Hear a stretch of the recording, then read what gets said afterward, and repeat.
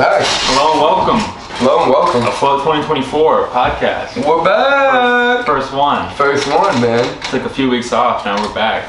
Yeah. Good to be back. Good to be back. I was thinking about it. I was telling you earlier, like the past few days, it's been like, it'd be fun to hop back on the pod. Yeah, It's been a while. It was a nice break, but It was nice. I'm glad to be back for sure. Yeah, no, I was talking to my roommate and he was like, man, it feels like you do those daily. I was like, yeah, no, we put them out a lot. We put them out weekly. We put them out a good bit. Yeah, we do record weekly. It does feel like a lot sometimes. Yeah, you kind of I think sometimes it's a lot of going through the motions sometimes when it's every week. It's like, all right, well, what are we talking about now? Right. But, no, we got some fucking good topics today. We do. I'm excited to be here, man, as always. Yeah. Let's start out. How are you doing so far, 2024? Do you have any, things, any plans? Do you have, are you, a resolution guy or, those types of things? New year, new you? I mean, I've been thinking about it, I definitely don't have, one, resolution, but, I'm definitely, trying a little bit, new year, let's try to, just, try to stick to our, the habits better and, focus on that more. Word. But, you want to get into what some of those habits are? Just I took a few morning walks this week. Just got up and took a quick walk. Nice. Stuff like that. Just really getting into the routine of some things I've been slacking on, especially during the holidays. When I was just relaxing, hanging out with family. Facts. It can be hard to get into that. Yeah. Right. Yeah. Word. But just nice. Just trying to get right back to it. With floating stuff too, obviously. Right. Yeah. Getting back on TikToks for doing the podcast again. Everything. But, yeah. Word. No, that's awesome. I don't feel you're a resolution guy, really. No, man, not really. Not really, because I'm just I don't need, I'm not the person that's you can use a new year as a jumping off point in the way of trying to impose different habits and stuff like that. I'm not really that type of person. Not to say that I don't look to change and become better and impose, better habits and stuff like that. I just don't always use January 1st as my start date. Right. I impose those habits as they happen and as I feel a need to bring them more and more into my life. But yeah, man, I mean I got, there's always that idea of new year, let's do some good stuff. So, and I have some exciting things that I'm potentially going to be a part of, and just getting busier and working on different things and looking to just keep moving on up in the business, man. Keep on moving up, staying afloat, keep on working on afloat, bringing more life to that and more success to that. Yeah. That's really the biggest thing in my 2024 that I spoke on with other people is I just want to work on afloat and make it even better than it is, and just keep on grinding that out, putting out wonderful content for y'all and doing more for y'all that are sitting here watching this right now, so we appreciate you. With that being said, though, I would like to say give us a follow on Instagram, check us out on TikTok, check us out on Spotify, on Apple Podcasts, on YouTube, because we're filming this on YouTube. Come check out our beautiful faces on YouTube. Here we are.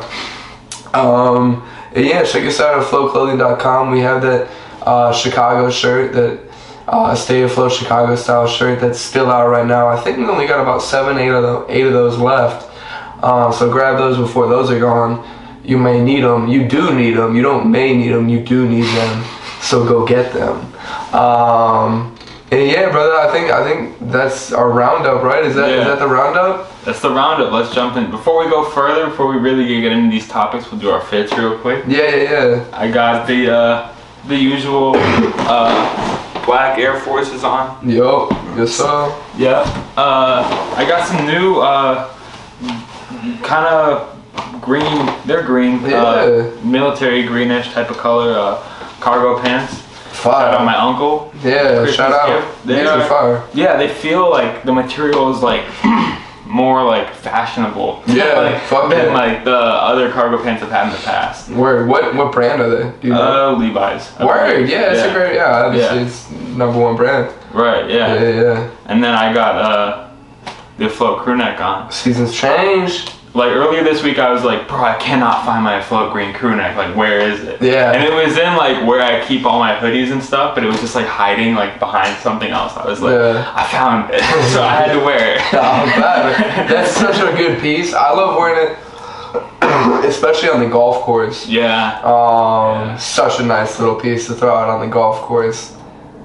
So yeah. Excuse me, sorry. But yeah, no, very wonderful. What's underneath? Is that West Side Gun? That WWVD? It's something new. Something new? I'll show you later. I bet. Okay. It's not an on-camera piece. Not an on-camera piece. Word, valid. What happened to my fit? I'm not wearing shit, bro. I got my same fucking Nike socks and joggers on.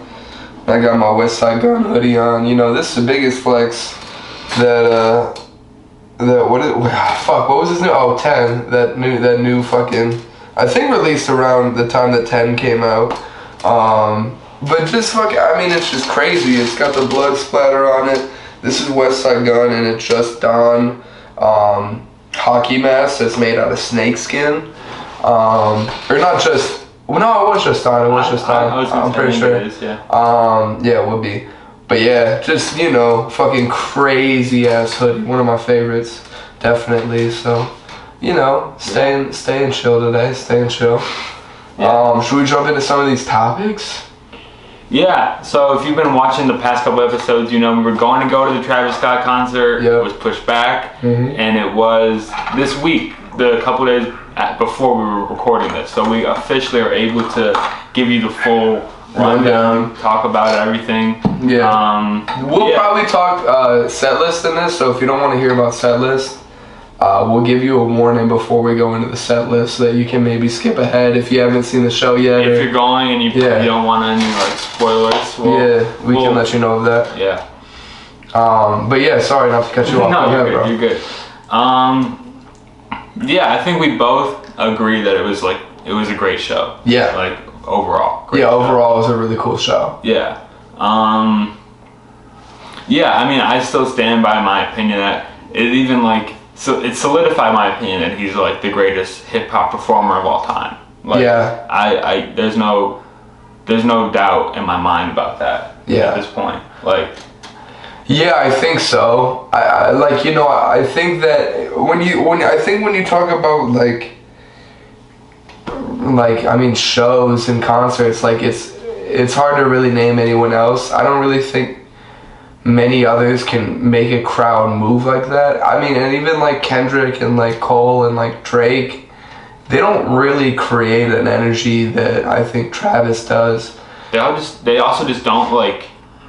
I feel like they don't really create like necessarily like the universe. Like they don't necessarily like transport you anywhere the way that Travis. I mean, they might, but like I don't feel like it's on the same level. No, I don't think so either. I think Travis has a very kind of specific way of storytelling and really transporting you to that universe within each of his albums, but really the last two especially. Right. And I feel like I will say that Kanye West comes close for sure. Like, oh fucking yeah! I was like even thinking about fucking Kanye. Like St. Pablo tour. What about the Yeezys? Yeah, I'm just going from what I've seen, but right. Like, yeah. Yeah. Like, no, it's you're right. You're but right. I mean, like, I just don't think like.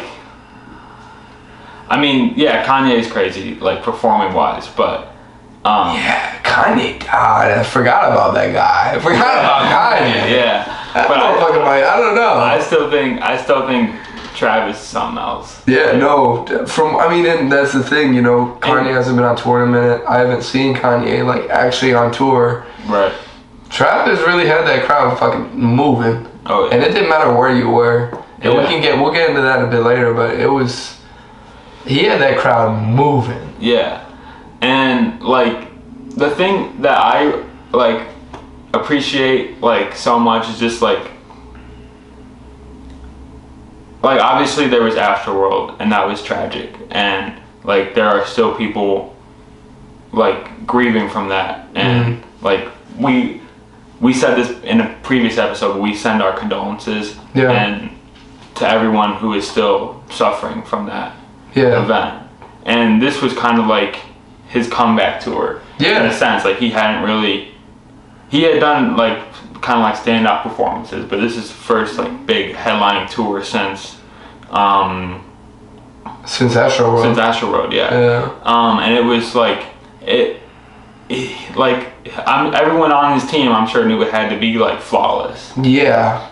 Like there can't be any like room for error. Yeah, there's no fuck ups. Like, there's no fuck up. One bad PR headline and that whole like tour even if it's could possibly be canceled. Even if it's like something like the littlest thing. Like, nothing can really go wrong. Right. When you're trying to like come back, repair your image in a sense. Right. So like. Right. I mean, and I think like to speak on that. When you think about how aware he was the whole time about everyone in his fan, like in the crowd, he was. I didn't even think about that. That's true. Yeah. Every single security guard, he was making sure no one was getting kicked out. He was making sure everyone was safe and okay. Something I've experienced since Astroworld Fest that a lot of others have is hearing the take 3 steps back. Take 3 steps back. Right. We need you to get back. And it's true that wasn't really something that happened before. Like, no, not really. I mean, yes, a little bit for sure, because obviously that's crowd managing and control and shit. But that did not happen to the level it did until after Astroworld. And still does. Right. And to speak on that, I did not hear that once. And the reason that happened was because of his fucking stage design. Yeah, the stage design was key and instrumental in all of that. And it's not like they made the stage like they sacrificed like the concert experience to make it safer. Yeah. They made the concert safer and also added to the fan experience and the whole performance and stage and like the whole like ambiance and like everything at the same time. Right. Which is what like I just like appreciated so much about it. It was like it was flawless. They made it safer. They made like, because the stage, if you haven't seen it, we might put like the little like picture like outline like over here, but like it takes up almost the whole like floor. Yeah, it does. So like when it's like the general admission area, there's not like a part enough that like is so big that like you could get potentially like trampled or like you would like just be in a situation that would be like there's like too much like crowd movement or whatever. I think which happens at even like not in like a severe way, but like even at like say like the Lil Yachty show we went to at the area, and there was some of that. Yeah, there was to an extent. Like and there was like from what I experienced as someone on the floor, like that was not an issue at all because of how the stage was set up. Right. And that's like the brilliant part of it. Right, it was so smart. And like that's the thing, I know there were like 2 major pits on each side of the stage. They probably couldn't hold more than like 200 to 300 people in that pit, total. So like it really was like just done well, and it was done with a lot of thought and care about the fan and about the fan experience. The other thing to that as well with Travis, not only was he super like aware of his crowd and everything, like multiple times pointed, like shouted, like was like watching the incident and was like like with a security guard or something, was like chill out. Yeah, it was like, yo, fucking relax, man. And I think in one specific like thing brought his own security guards over to like get another like United Center security guard away from a fan. So just like which I mean, to be fair, that's something he has like done at other performances that I've seen, but I do think he has like a heightened awareness to just like be mindful of that type of stuff. And I mean that's the other thing, before Astroworld Fest, that was not his first time like having something like that happen. I remember he had another situation where I think he just told everyone to just come into the mosh pit, and just said like, fuck everything, just come to the mosh pit, and like had like a bunch of people running towards the stage, and like went to jail for like inciting a riot. Not to like bring up bad shit on his name, but like he's had these like moments. When I saw him on the Damn tour, it was like it might have been the same way in Chicago, but I saw that tour in Detroit. It was like the front part of the floor was general admission, and then the second part of the floor was like seated, or whatever. And like I guess there were people from the seated floor, because I was up in the nosebleeds, but there were people from the seated floor trying to get into like the GA pit for like his set. Yeah. And like the security guard was like, nah. Yeah. And I was like, let him in. Yeah. I mean, that's just like, that's his spirit. And like, it doesn't always obviously work out. Right, and it's not like a thing of like, oh, he's trying to like see people get hurt. He just wants everyone to come party and like like he wants his fans, if they want to like if they want to mosh and have fun, he wants them to do that. Right. But I mean, just like with that being said, I mean, he's uber aware. Right. And is very conscientious of everything. Invited at least 20 people up onto like that head, or not onto the head, but like got like at least like 8 to 10 people on that head, and like had them like traveling around the stage. Then also had, I think, people hanging out in the little like corridor ways under the stage. Do they have that too? Because I know he said that. Yeah, I don't know during the show. I don't know if that happened or not. But, But yeah, it was. I mean, like, there was a lot of fan participation. Yeah.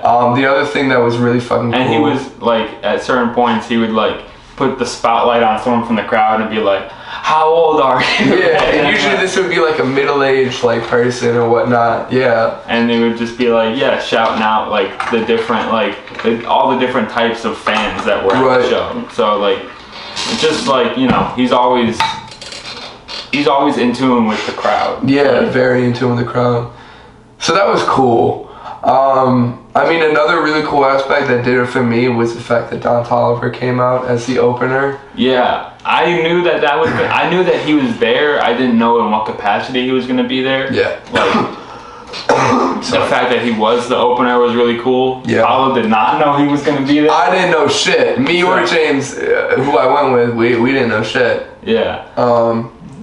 So it was I've been really into Don Toliver lately. Yeah, you have been. A lot of stuff. So I was hyped on that. I know Paolo and I were talking like not too long ago, like, oh, it'd be really cool to see Don Toliver. So I was glad that Paolo got to see him. Yeah, have you seen him before? Yeah, I've seen him a few times, like festivals and stuff. Facts. Yeah, I'd never been able to see him, so I was just glad I could say that I'd seen Don Toliver. I fuck with him a lot. I like a lot of his music. I think he's honestly someone that's doing something different in the rap game right now, and I really like what he's doing with it. And he performed a new song, which was pretty crazy. Yeah, it was a cool song. So I'm excited for new Don Toliver music as well. Yeah, which is just cool. And I don't know if that was like, I was wondering like if that was like the opener for like the whole second leg of the tour, or if he just brought him out for Chicago, or if it was like kind of like a makeup thing. It's like, I missed the first date, like I'll bring Don Toliver with me into the makeup date. Like, I don't know. Who knows? But it was just really cool to see Don Toliver. Yeah, that was really fucking cool. And I think too, like Travis, like we said, the show got postponed. He was telling us on stage how he was like still upset about what happened. He was like, I was still upset about that shit. Like, I was just sitting there waiting, and I had nothing I could do. Like, I couldn't go anywhere. I couldn't do anything. I was glad that he like at least acknowledged it. Yeah, I am too. Yeah. You know, and like obviously like I understand. Like, you understand to a certain degree. Like, right. You know, like. He was in Dubai and there was nothing he could do. But there was a bit of a scare like the night before. Yeah. Because he, like the first day when he canceled it, the original date, he posted a video of him snowboarding indoors. Yeah. Which apparently I guess was in Dubai or like somewhere in the Middle East. But he and then he canceled the show. Yeah. Then the night before the new date, on his Instagram story, he posted another video of him like in the snow, like at some snowboarding place. Yeah. And it was like, is this gonna happen again? Yeah, I was like, this fucker, bro. Not a good sign. I was terrified. And then he mentioned at the show how much he loves snowboarding. Yeah, right. He was talking about it. He was like, y'all got no snow right now. I'm like, I guess this dude just likes to snowboard a lot, which I didn't know about. Yeah, no, good for him, bro. That's cool as fuck, honestly. Yeah. Goes for Trav. Yeah. Yeah, no, it's cool. I want to talk about it because we had two different experiences. Right. Was the GA worth it? Like, yes, you were close. Were the mosh pits? They were like within the small area that we were in, because like from barrier, because then they had like a pathway open, and there was like a line on the ground that you could not cross as part of the GA, just to keep it open for people to like walk at all times. So like from that line to the barrier was maybe like 10-15 feet. Yeah. Like small area. But there was still people like opening up pits and like moshing, like obviously not huge ones because of just the space, but like it was still fun, and like it was cool being that close. Like, because like that's the thing, when there's only 10-15 feet between you and the stage at all times, you're right always close. Could you see him well when he was on it? Like you could see him really well? I don't know about like, maybe it's just like maybe there's just like a bias, but like it seemed like he was on our side like more than the other side. Yeah, fast. But like maybe that's just how. No, he seemed to be. But like he seemed to be. Yeah, I think we were on the same side. Yeah, we were on the same side. But yeah, like it was it was very like he was just there. Like you could always see him. Except like it was hard to tell sometimes if he was like on the other side or just not on the stage at all. Facts. Because they started playing. Spoiler, this is one part of okay, we'll get into setlist stuff now. So we'll talk a little bit about setlist, but when they started playing Del Resto, do you remember that? He wasn't, I don't think he was on the stage. I think he was changing. And it's kind of like, I took it as like almost like an ode to Beyonce. Because I saw her earlier last year, and it was like, she would like have music playing, and then change, and then come back out and perform a different song. Right. So like I kind of took that as like a shout out to Beyonce in a way, or like how she does her show. That's the song with Beyonce. That's so lit. So like that's how I kind of interpreted that, like thinking about it later on. Yeah. But like in the moment, it was like, is he on the stage or is it like? Because like on the ground, you can't tell where the stage like. Right. What's the stage and like what's like. Decoration and what, so we were like looking around for a minute, and we just was like, he's probably not on stage right now. Because I was looking too, because they had these like kind of like spotlights like going in and out, so you couldn't really tell if he was there or not. But then he came back out. So you were GA. I was up in the nosebleeds. There was an attempt of going GA. There was an attempt to get him and our friend James into the section with us, but it did not work. The United Center knows what they're doing. Yeah, so they might have cleared it up for Trav. They might have had some extra level of security there for Trav. And they did a good job. I have no fault with them. At the end of the day, we were still able to go up to our nosebleed seats and watch after making various attempts of getting GA. I mean, the 300 level was kind of, listen, for me, as someone that like I got into that line to get into the United Center, and as I walked through that line, I just looked at a lot of people that I recognized that like were kind of used to be how I was, and I'm just not like that anymore. And I've kind of like, changed. In what sense? Just just from like just the way that I viewed them, like the kind of like person, like just the kind of clothes that they wore, and like the different kind of ways about them. Sure. That you can just pick up just by kind of looking at them. Right. You know. And not to like judge any of these people. I have nothing against anyone, or I'm not trying to think of it in a negative way or like anything like that. It's just like a realization of like, I'm not really in this crowd anymore. Like I'm not really in this group anymore. You know what I mean? Like I kind of was.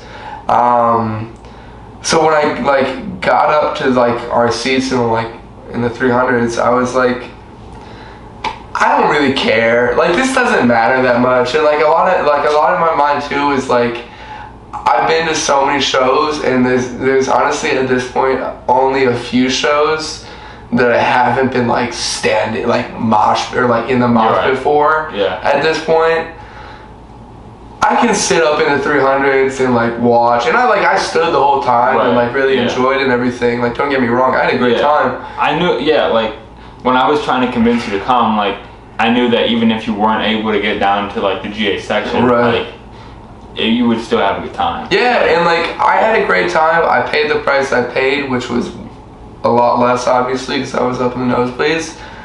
I had an awesome time, and that's like kind of to the level of fan that I'm at with Travis now. It's like I don't need to like be down in GA and like experiencing that if it's like, you know, how much it was and stuff. I'm good being up in the, you know, in the nosebleeds like hanging, and I really enjoyed it. I mean, he put on a fucking cool show, man. He did. Nonetheless, he was really cool to go see live, and I was really happy that I was finally able to do that. I really wanted to go to Astroworld. I wasn't able to.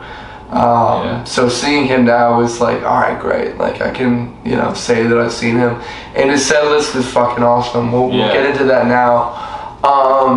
He did like, it was honestly like, it was mainly Utopia. Exactly what I needed though. Yeah. Like, from the stuff outside of his new album Utopia, he did about, I think he did like 4 songs from Astroworld and 4 songs from Rodeo. What 4 songs did he do from Astroworld? I know he did Sicko Mode. I know he did Can't Say. Oh, he did Can't Say. Yeah, right, he did Can't Say. What else did he do? Butterfly Effect. Yes. And No Bystanders. Oh, and No Bystanders. Yeah, he did. Yeah. Right. Yeah, those were awesome live. Those were cool. And then he did Nightcrawler. He did 90210. He did Marie I'm Drunk. And 3500. And 3500. And then he did Mamacita off of Days Before. And he did Upper Echelon. Yeah, he did Upper Echelon too. My brother was like, he didn't even think he was gonna do it, but he was telling me like constantly, like, if he does Upper Echelon, I'm gonna freak out. It's such a classic. Like you kind of forget about it because it just has such a like catalog. My brother is like, you know, kind of finding out about Trav like in bits and pieces, right? Because he was a little younger when all the stuff came out, right? So like, when he found Upper Echelon, he's like, this song is crazy. Yeah. And like, you know, it's like it's like gotta be like 8, 9, 10 years old at this point. Yeah. And he's still performing it live, which is fun. Yeah, it is fun as hell. Cause it's just such a fun song. Yeah. Oh, and he did Antidote from Rodeo. He did Antidote too. We didn't mention that one, but yeah, he also did. He did do Fiend. He did Fiend 10 times. About like from 8, 9, 10 times. Like 10. It was 10. Yeah. We were counting. Yeah. we had space to count. I lost track of count. I lost track of count. Just kept hearing that shit. I'm feeling for more. It was ridiculous. That was fucking crazy. It was ridiculous. Like, it was cool. It's a little gimmicky, but like, I understand it. But I just wish like he did like the first verse of Antidote and then he was done. Yeah, should have played more Antidote. I wish he like maybe did not even the second verse, but just like sung the chorus a little bit, like hummed a little bit with the auto tune, just like a little something more, you know. If you're gonna do Fiend 10 times, you gotta do justice to your other songs too. Like, I think what you should have done, which would have been a really fun way to do it, is done 5 versions or done Fiend 5 times, but like interchange. So do like an old song and then be like, I'm fiending for more, and then do like Fiend again and then break into another old song. Yeah, I mean, he did it 5 or 6 times in a row, and then kind of started spacing it out a little bit between songs. It was ridiculous. Do you know how long you played for? I don't remember. Was it like 2? It was like, I think it was some like between 1.5 and 2, which is where I was perfectly fine with that. Like it was perfect. Saw everything I needed to see, really. I mean, he played a great show. He did do like almost like an encore type of thing with Lost Forever. Yeah. And that was actually the tour debut of that song. So, oh really? Yeah. That's super lit. So that was cool. It was like specifically for one fan. He was like, and then he like was like rapping it with the fan. Like, and he gave the fan his shoe after too. Yeah. Which is super cool. Yeah. Shout out that dude. Something Travis does often. Is give out his shoes.